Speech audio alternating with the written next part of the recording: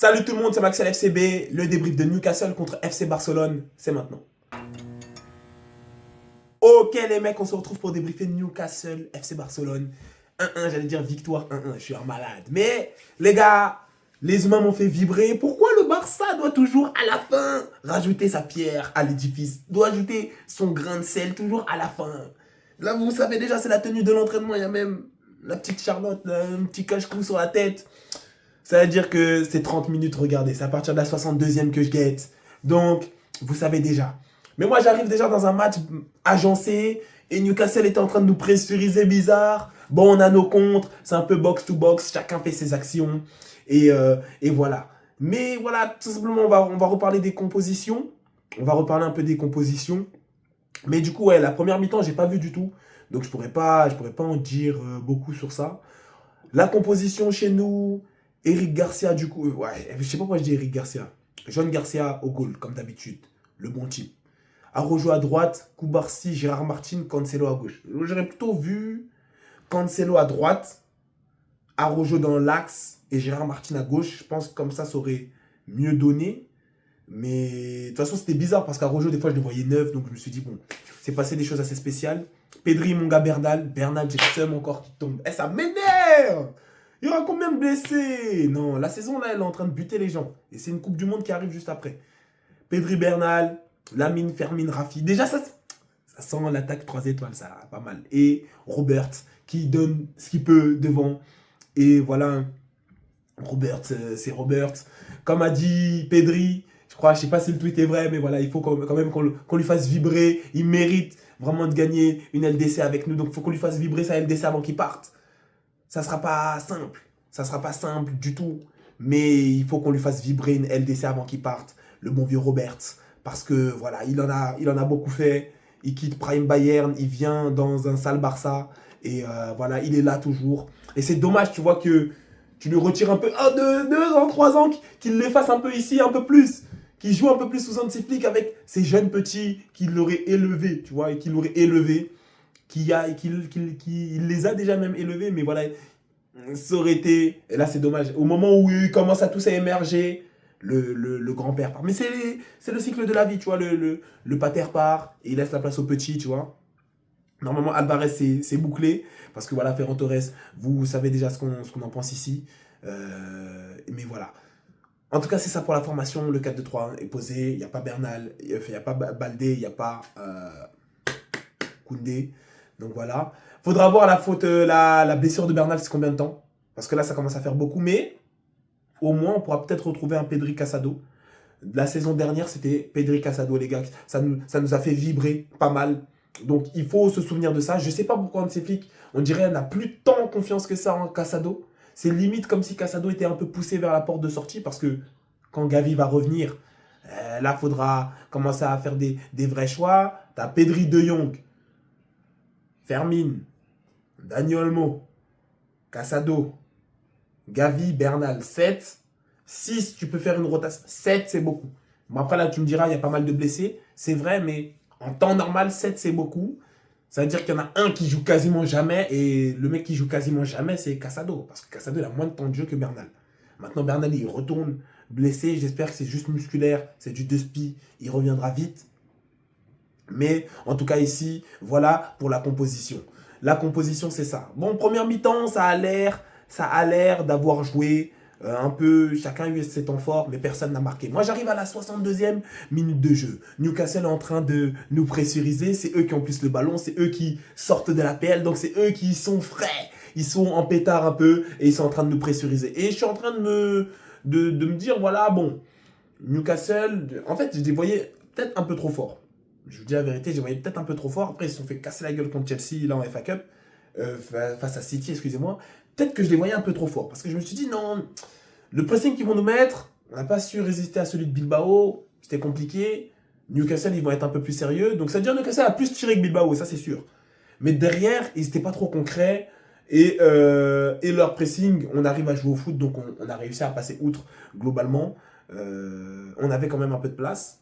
Donc, ça va. Mais en tout cas, c'était pour eux. La fin du match, vraiment, c'est un rouleau où ils nous attaquent, ils nous attaquent. On a vite fait une contre-attaque comme ça, un peu une possession comme ça, mais c'est pour eux. Tu vois, c'est pour eux, donc il n'y a pas de honte là-dessus. Et voilà, tout simplement, ils sont plus en jambes. Tout comme nous, je crois, ils sont plus en FL Cup, ils sont plus en FA aussi. Donc ça veut dire, voilà, et maintenant ils jouent, ils jouent le championnat et ils jouent la C1. Voilà. Sachant que championnat, je pense que leur classement, il doit être dégueulasse, hein. Je crois, hein. Alors, classement. Ils sont 12e, donc l'année prochaine, il n'y aura rien pour eux. Bon, après, ils sont 12e avec 39 points. Ouais, ok, bon. Non, c'est loin, c'est loin, c'est mort. Est-ce qu'ils sont dans une optique de se dire, on tue tout, on sacrifie tout pour la C1, on voit jusqu'où on peut arriver, parce que peu importe ce qu'ils sacrifient, hein, je ne les vois pas prendre la C1. Voilà, parce qu'ils ne seront pas en Europe l'année prochaine. Donc, je ne sais pas c'est quoi leur état d'esprit par rapport à ça. Ou est-ce qu'on abandonne un peu la C1, on a perdu un FA Cup, on abandonne un peu et on va essayer de se concentrer pour... Il reste 10 journées à peu près pour essayer de se refaire une place, même en C2. Voilà, ça serait déjà pas mal, tu vois. Pour l'année prochaine, je ne sais pas. Mais en tout cas, ils ont l'air d'avoir envie d'aller plus loin. Ils ont plus tiré que nous. On a eu plus d'occasions franches que je vois. Et plus d'XG. Maintenant, plus de possession aussi. C'était assez léger, 54-46. Donc voilà, ça montre quand même que c'est un peu à l'avantage du Barça, même si Newcastle tire plus parce qu'ils arrivent à plus se procurer d'occasions, puisque c'est eux, hein, le jeu box-to-box, c'est plus eux que nous.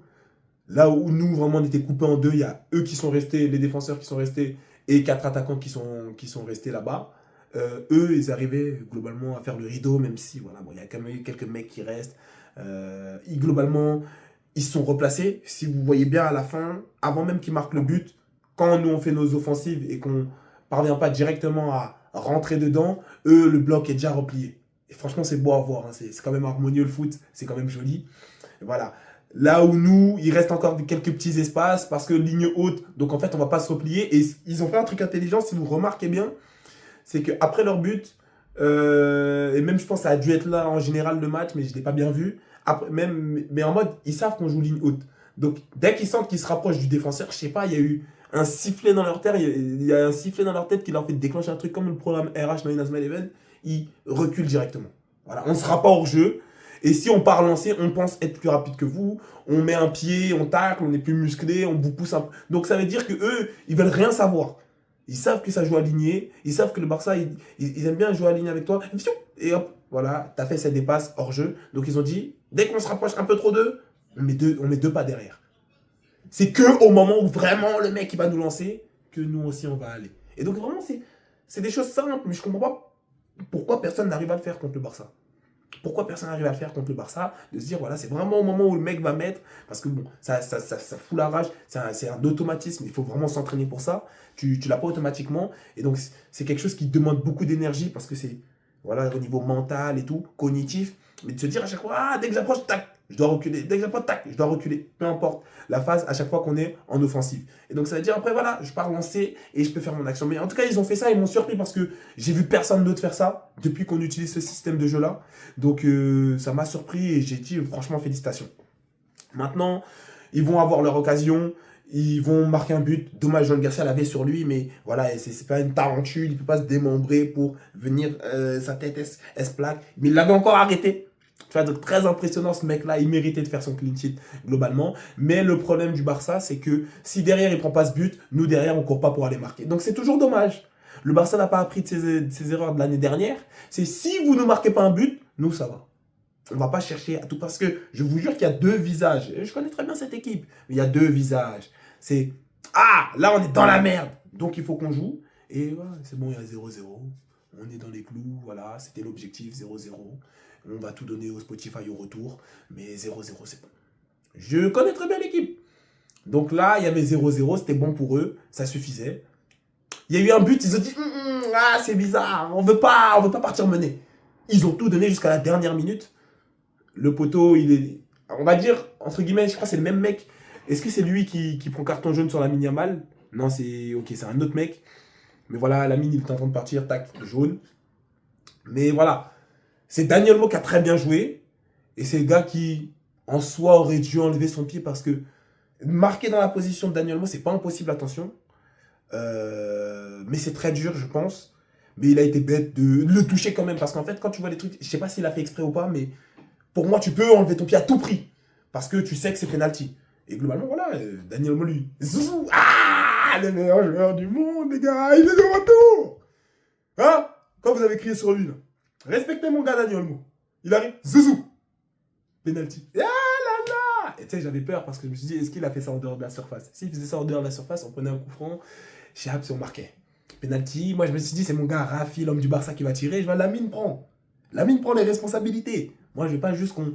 Et c'est Rafi qui lui donne, tu vois, donc ça va, je valide. C'est autorisation à double facteur. C'est Rafi qui lui a donné. Tu vois, c'est pas Lamine qui est venu imposer. Parce que moi, je veux pas que les gens prennent des égos et après ça gâte le club, comme au Real Madrid.